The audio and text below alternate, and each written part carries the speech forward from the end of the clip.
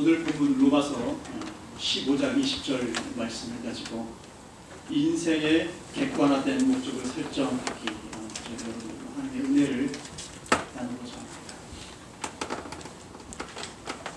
사도 바울은 엄청난 그런 비전을 가진 사람이었습니다. 성공한 모든 사람들은 비전의 사람들이었어요. 그 사람들은 자기 자신이 뭐를 해야 될지를 잘 알고 있는 사람이었어요. 그래서 그들은 바로 그것에 초점을 맞추고 그것을 위해 나아가는 그런 사람들이었습니다. 오늘 본문 로마서 15장 20절 사도 바울의 삶의 객관화된 목적을 보면 또 내가 그리스도의 이름을 부르는 곳에는 복음을 전하지 않기로 힘썼느니 이는 남의 터 위에 건축하지 아니하려 함이라 라고 말씀하고 있어요. 사도 바울은 야망을 가진 사람이었습니다. 야망은 잘못된 것이 아니고 우리들 자신을 쏟아 넣는 것입니다. 사도 바울의 야망은 어느 누구도 복음을 전파하지 않은 곳에 가서 복음을 전파하는 것이었어요. 그의 삶의 마지막에 가서 사도행전 26장 19절에 기록된 대로 사도 바울은 말하기를 하늘에서 보이신 것을 내가 거스리지 아니하고 라고 말씀하고 있어요. 삶의 목적이 무엇입니까? 이 삶의 객관화된 목적이란 이 삶에 대해 분명하게 정의된 목적을 말한다는 것이에요. 분명하게 정의된 목적. 그 목적이란 존재하는 이유로서 내가 왜 이곳에 있는지, 그리고 내가 왜 훈련을 받는지, 그리고 또 내가 왜 공간을 차지하고 있는지, 내가 왜 숨을 쉬고 있는지에 대한 그런 이유로 잘 알려졌다는 것이죠. 이런 것들이야말로 사소한 것이라 생각할지 모르지만 삶의 이유가 된다는 것입니다. 그럼 삶의 객관화된 목적이 나를 위해 무엇을 할 것인가? 첫 번째로 좌절을 가볍게 해줍니다. 좌절을 경감시켜줍니다. 좌절을 경감시켜줍니다. 자신의 삶에 대한 전체적인 목표를 가지기 위해서 우리들은 나 자신의 존재 이유를 알아야 합니다. 왜냐하면 이것이야말로 사소한 결정들을 쉽게 할 수 있도록 만들어주기 때문입니다. 우리가 살아가는 이 세상은 진짜 이 삶은 정말 복잡 다양합니다. 온통 선택해야 될 것들로 넘쳐나고 있어요. 특별히 이 세상에는 세 종류의 사람이 있습니다. 일을 만드는 사람, 그리고 두 번째로 일어나는 일을 관찰하는 사람, 세 번째로 그 모든 일어나는 일에 대해 아무런 생각도 없는 사람, 그런 사람.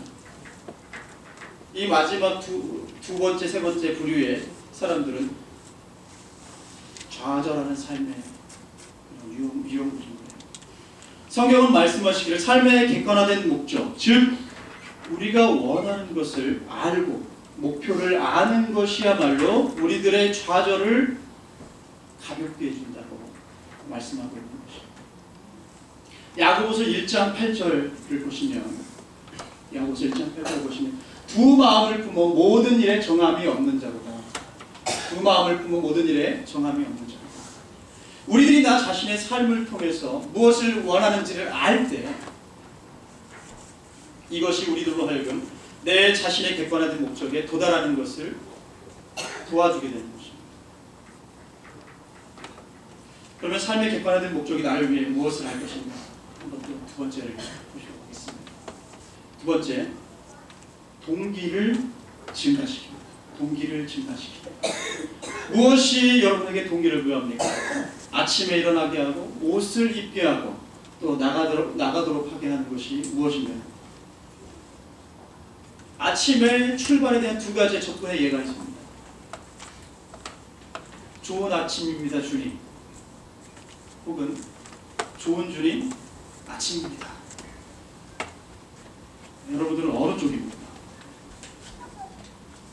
우리들이 나 자신의 삶을 통해서 분명하게 정의된 목적을 가질 때, 그리고 나 자신이 무엇을 원하는지를 알 때 바로 거기에 달려가 쟁취할 고귀한 것이 있게 되는 것입니다. 분명하게 정의된 비전은 좌절을 가볍게 하고 동기를 증가해 주게 됩니다. 사도 바울은 말하기를 빌립보서 3장 13절로 14절에서 형제들아 나는 아직 내가 잡은 줄로 여기지 아니하고 오직 한 일 즉 뒤에 있는 것을 잊어버리고 앞에 있는 것을 잡으려고 표대를 향하여 그리스도 예수 안에서 하나님이 위에서 부르신 부름의 상을 위하여 쫓아가노라 라고 말씀하셨습니다. 사도 바울은 자기 자신이 아침에 일어날 고귀한 목적을 가졌다고 얘기하는 것이에요. 말하고 있어요. 삶의 객관화된 목적은 우리들에게 생명력을 줍니다. 그리고 의미를 부여합니다. 비전은 동기를 부여하고 영감을 불어넣고 그리고 창조적인 사고를 제공하고 힘을 더해줍니다. 가장 행복한 사람은 자신의 삶에 대한 수정 같은 분명한 목적을 가진 사람이라는 거예요. 아멘? 아멘. 네. 그러면 삶의 객관화된 목적이 나를 위해 무엇을 할 것인가? 세 번째를 보실까요? 세 번째, 초점을 맞추도록 합니다. 초점을 맞추도록 합니다. 성공은 한 가지 일에 초점을 맞추어서 그 일을 성실하게 수행한 것에 대한 어떤 결과물입니다. 프로 운동선수들에게 물어보면 이 성공이 무엇인지 그들은 모두 성공이라는 것에 대해서 이것저것 잠깐씩 손을 대는 것이 아니라 한 가지에 초점을 맞춘 것 결과라고 고백할 것입니다. 제가 학교 다닐 때 그런 말씀을 했어요. 어떤 교수님이 이런 말씀을 주셨어요. 뭐냐면 너가 전공하는 그 전공을 15년 동안 해서 어떤 열매가 거두지 않으면 적어도 된다. 근데 그러기 전까지는 그 한 가지를 위해서 몰두하고 또 몰두하고 또 몰두해야 몰두하고 또 몰두하고 또 몰두한 결과가 굉장히 유익했습니다. 좋은 열매를 결실하게 됩니다.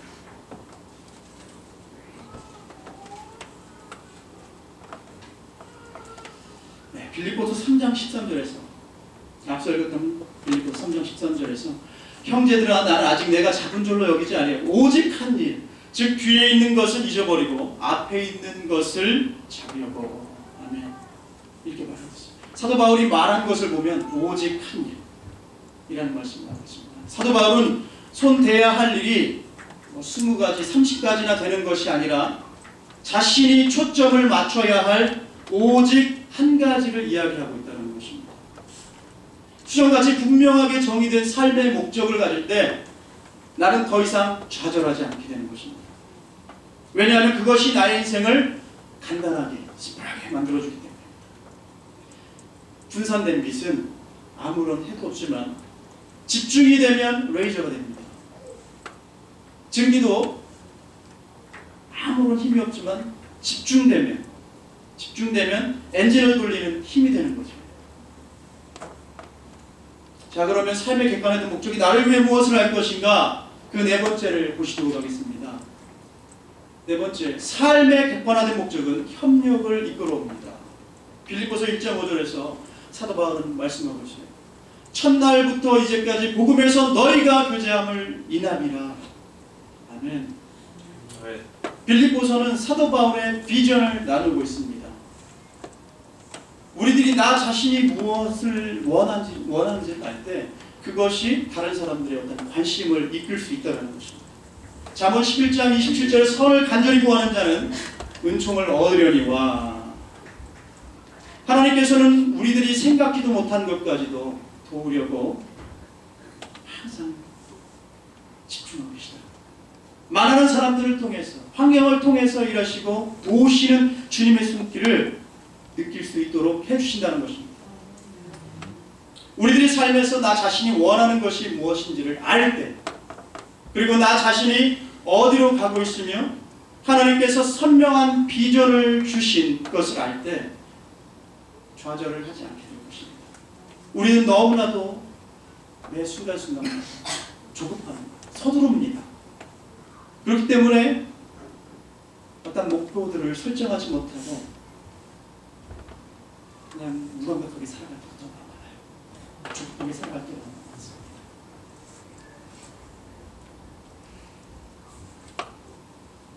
제가 말씀 간섭에 기도보다 성령님보다 앞서지 말자 이렇게 기도할 때가 많고 이렇게 말씀 전할 때가 많습니다. 급할 때일수록 우리가 하나님께 여쭤보는 일을 더디하지 않기 바랍니다. 아멘. 모든 것을 멈추고 또한 하나님과의 시간을 가지셔야 됩니다. 하나님께 목표와 비전을 묻고 그 비전을 가지고 나아가실 수 있기 원합니다. 그러면 두 번째로 우리들의 삶의 객관화된 목적을 결단하고 결정하는 기회를 보시면 우리들의 삶이 1년이 남았든지 100년이 남았든지 간에 우리들의 남은 인생을 위해서 우리들은 삶의 객관화된 목적이 필요합니다. 성경은 뭐라고 말씀하고 있나요? 저는 이 객관화된 목적을 위한 삶에 필요한 세 가지 단계를 말씀드립니다. 이것은 나의 삶을 위한 하나님의 객관화된 목적이 무엇인지, 하나님께서 왜 나를 이곳 가운데 두셨는지, 그리고 또 내가 왜 여기에 존재하는지, 나의 목적이 무엇인지를 결정하는 길이 되겠습니다. 사도 바울은 갈라디아에서 말씀하시기를 계시록 직후 사역을 시작하기 전에 아라비아의 사막에 가서 하나님의 음성을 들으면서 3년을 보내게 됩니다. 3년을 보내게 돼요. 이것이 바로 사도 바울의 신학교였어요. 아라비아 대학. 사도 바울은 하나님의 발 아래에 앉았습니다. 그리고 귀를 기울였고 말씀드리기를 하나님 저의 삶을 위한 주님의 객관적인 목적이 뭔가요? 인생 전반에 걸쳐서 저의 모든 열정을 다 드릴 수 있는 그 목적이 뭔가요? 그렇게 여쭤봤다는 것입니다. 저와 여러분들도 완전히 그렇게 살아오신 분이 더 기도 한번 하시겠죠. 그렇지 못했다면 혹여라도 그렇지 못했다 그러실 수 있었으면 좋겠습니다. 자, 그러면 객관화된 목적을 위한 삶에 필요한 그 첫 번째 단계를 한번 보겠습니다. 첫 번째, 나는 나의 재능, 은사 등 하나님께서 나에게 주신 모든 것을 분명히 해야 됩니다. 로마서 12장 6절에 우리에게 주신 은혜대로 받은 은사가 각각 다르니 혹 예언이면 믿음의 분수대로. 아멘. 하나님께서 우리들이 가지고 있는 은사들을 결정하셨어요. 내가 결정한 게 아니라 우리들이 결정한 게 아니라 하나님께서 결정해 주신 것입니다. 바로 그 하나님께서 주신 은사를 우리 주님을 위해서 사용할 때 차고 넘치는 충만함이 온다는 것입니다. 우리들의 은사는 우리들의 삶을 위한 하나님의 뜻에 대한 열심. 하나님께서 우리들에게 한 분야의 은사를 주시고 말씀하시기를 혹여라도 나는 내가 너에게 준 재능을 완전히 무시하는 다른 것을 해가고 원한다. 이렇게 말씀하실까요? 그렇지 않은 것입니다. 우리들의 삶을 투자하기 위한 열쇠는 우리들이 가진 은사와 재능과 능력을 행해야 되는 것입니다. 그러면 이 첫 단계에서의 질문은 나는 무엇을 잘하겠냐? 내가 가진 능력은 무엇인가? 또 나는 무엇을 행하는가? 원하는가? 이런 질문을 하나님께서는 우리들이 행하기 원하시는 것을 명령하시기 위해 우리들의 마음에 있는 소원을 사용하신다. 무엇을 사용하신다고요? 소원을 사용하신다. 소원. 사실 우리 한 사람 한 사람은 아주 독특합니다. 우리들은 100만인 중에 하나가 아니라 67억 정도의 중에 하나입니다. 우리들이 천국에 갔을 때 하나님께서 왜 너는 모세처럼 안 되었어? 혹은 왜 너는 빌레그랑 같이 못하니? 라고 그렇게 말씀하실까요? 그렇게 하시지는 않을 것입니다. 만일 내가 나 자신이 되지 못하면 누가 내 자신이 되겠습니까? 신토불이라는 말이 있었죠. 그리고 신토불. 어떤 부분은 나다운 것이 좋은 것입니다.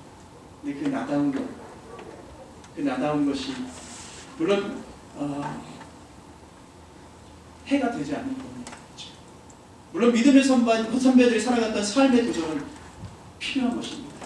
늘 도전을 받아야 되는 것입니다. 그것이 전제예요. 깔려있는 상황에서 말씀드리는 것이죠.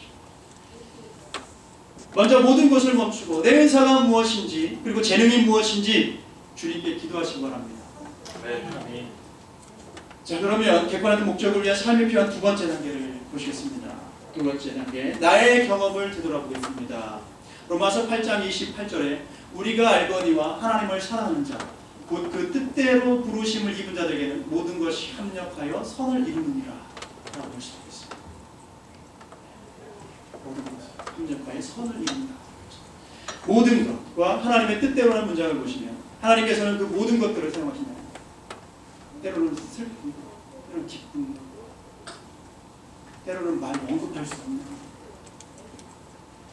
이거죠. 그래서 때때로 하나님께서 우리들의 상처를 우리들의 삶의 객관적인 목적으로 융합하기 원하십니다. 하나님께서는 우리들이 나 자신의 삶의 한 부분으로서 통과한 어떤 그 상처와 문제들을 세상에 대한 메시지로 사용하시기 원하신다는 것이죠. 하나님께서는 환경을 낭비하지 않으십니다. 하나님께서는 우리들이 언제 크리스찬이 될지 미리 아셨고 주님께서는 우리들이 주님을 알기 전에 그 환경 가운데서 역사하고 계셨습니다. 믿으십니까? 네. 아멘. 이 말씀은 모든 것이 선하다는 것이 아니에요. 정말로 많은 악한 것들이 있었겠지만 하나님께서는 그 나쁜 것들까지도 취하셔서 주님의 목적을 위해 역사하시는 모든 것들로 하실 수 있으시는 것입니다. 어떻게 그렇게 하십니까? 내가 통과한 그 모든 아픔들이 나의 삶의 목적과 어떻게 일을 합니까? 하나님께서 그것들을 어떻게 사용하십니까? 고린도후서 1장 4절 볼까요? 고린도후서 1장 4절 우리의 모든 환난 중에서 우리를 위로하사 우리로 하여금 하나님께 받는 위로로서 모든 환난 중에 있는 자들을 능히 위로하게 하시는 이시로다. 아멘. 내가 감당했던 아픔을 통해서 내가 감당했던 기쁨들의 간증들을 통해서 나의 연단과 성장 그리고 누군가에게 도전을 줄 수 있는 희망이 될 수 있다는 것을 잊지 않으시고 꼭 기억하시고 그러면 우리들의 삶의 객관화된 목적을 위한 삶에 필요한 세 번째 단계를 보시겠습니다. 세 번째, 무엇이 중요한지를 결정해야 합니다. 무엇이 중요한지를 결정해야 합니다. 고린도후서 10장 23절을 보시면 모든 것이 가하나 모든 것이 유익한 것이 아니요 모든 것이 가하나 모든 것이 덕을 세우는 것이 아니니. 다시 한번 모든 것이 가하나 모든 것이 유익한 것이 아니요 모든 것이 가하나 모든 것이 덕을 세우는 것이. 어떤 것들은 필요하기 아니라 불필요한 것입니다. 좋은 것은 때때로 우리에게 적이 될 때가 많아요. 우리들은 모든 것을 위한 시간을 가지지 않았습니다. 선택은 승부의 또 다른 이름이에요. 삶을 통해 성공한 사람들은 자신의 삶에서 불필요한 것을 어떻게 제거해 버리는가를 안다는 거예요. 그 사람들은 지금부터 10년, 즉 영생보다는 훨씬 짧은 후에는 중요치도 않은 것들을 어떻게 제거해버리는지, 제해버리는지를 안다는 것이에요. 그 사람들은 영원한 것에 초점을 맞춰 나갑니다.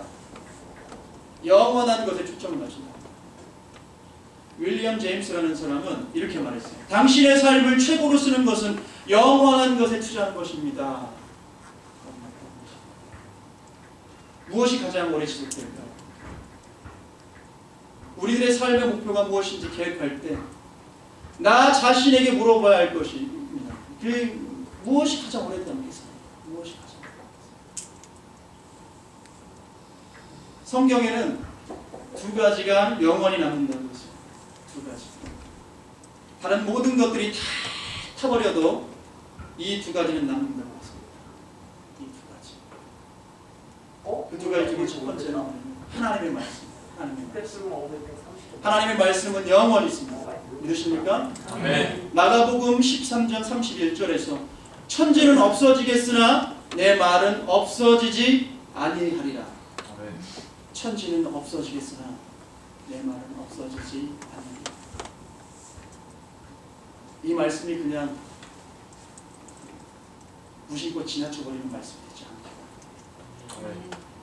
여러분의 마음 안에 깊이 새기기를 내 삶의 지극히 작은 부분부터 한 부분이라도 적용시켜서 거룩한 부담감을 가지고 살아가기 원합니다. 그러면 다른 모든 것들이 다 타버려도 끝까지 남는 라고 말씀하신 두 번째, 바로 두 번째는 바로 천국과 지옥이에요. 천국과 지옥. 성경은 아주 분명하게 말씀하고 있습니다. 내가 이곳에서, 내가 이 인생이라는 삶을 살아가는 이곳에서 나의 인생을 어떻게 보냈는가를 통해 우리들이 영원한 곳에서 어디에 거할 것인지가 달렸다는 거죠. 어떻게 살았느냐가 또한 상극도 달라집니다. 어떻게 보면 그것이 참 원색적이고 어색해 보일지 모르겠습니다. 하지만 끊임없이 성경은 이렇게 말씀합니다.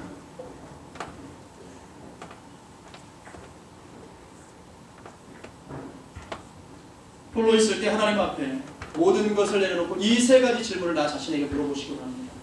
하나님께서 우리들의 나의 삶을 통해 이루시기 원하시는 것을 한번 써보시고, 하나님께서 우리들의 삶을 통해 행하시기 원하시는 것을 발견하시기 원합니다. 사도 바울은 비전의 사람으로 승리의 삶을 살았습니다. 이것이 바로 그의 승리의 삶의 비밀이었던 것입니다. 우리들은 자신의 꿈을 나누면서 우리들의 꿈이 우리들을 나를 만들어간다는 것을 잊지 않으시기 바랍니다. 아멘. 저의 삶은요, 특정한 꿈에 의해 항상 지어져 갑니다. 그것은 바로 첫 번째로 하나님의 사람이라는 꿈입니다. 예수님의 삶을 재현하는 꿈이에요. 하나님의 사람. 다른 어떤 것보다도 저는 온 마음으로 하나님께 충성하기 원하고, 하나님께서 원하시는 것을 제가 평생 동안 좌로나 우로나 치우치지 않고 정직하게 행하기 원합니다. 이 초심이 변질되지 않게 합니다. 예수님의 발자취를 따라가는 삶을 살기 원합니다. 그리고 두 번째로 사도행전 13장 36절 말씀입니다. 다윗은 당시에 하나님의 뜻을 조사 섬기다가 잠들어 그 조상들과 함께 묻혀, 이런 말씀입니다. 다윗은 자신의 세대에 하나님의 목적을 섬겼습니다. 주님과 함께 했어요. 다윗은 주님의 목적을 섬겼습니다. 이것은 영원한 것이겠습니다. 순간적인 것이 아니죠. 그리고 다윗은 자신의 세대에 그것을 행했습니다. 행했어요. 아는 것이 끝나지 않고 행했습니다. 근데 문제는 뭐냐면 이것이 또한 인생이라는 것은 한정된 범주 안에 있었다. 한정된. 다윗은 그의 세대, 즉 제한된 시간 내에 행했습니다. 행했어요. 다윗은 영원한 진리를 취해서 자신이 살아있을 동안에 말로써 사람들과 또 나눴어요. 그게 바로 우리가 잘 아는 시편이에요. 다윗은 하나님의 목적을 자신이 살아있을 동안 충성하다가 주님께로 돌아갔습니다. 열심히 충성하다 주님께로. 하나님께서 우리를 통해 모든 것을 다 행하셨을 때 이것보다 훨씬 더 좋은 천국이에요. 이것보다 더 좋은 천국이에요. 주님과 함께 있을 그런 정말 천국으로 가시지 않겠습니까? 저는 제가 죽었을 때 사람들에게 이렇게 회자되기를 원합니다. 임 목사는 자신의 세대에 하나님의 뜻을 쫓아 섬기다가 주님께로 갔다. 이렇게 회자됩니다. 이 문장으로 들어오면 멋있어서 나도 온다고 생각하지만 현실을 맞닥뜨리면 막상 쉽지가 않아요. 그렇지만 거창하지 않더라도, 거창하지 않을지라도 지극히 작은 부분부터 한 부분 한 부분 우리가 살아나가. 다시 한번 제가 좋아하는 이 문장, 이 말씀을 전합니다. 우리 모두 말씀의 반석 위에 기도보다 성령님보다 앞서지 아니하므로 우리들의 객관화된 목적을 설정해서 주님께 영광을 돌리는 삶을 사시기를 주님의 이름으로 축원합니다. 아멘. 이 시간 우리 다 같이 합심으로 기도하도록 합니다. 이 시간 우리 다 같이 합심으로 기도하실 때에 주님, 저의 삶을 위한 하나님의 비전을 주시옵소서.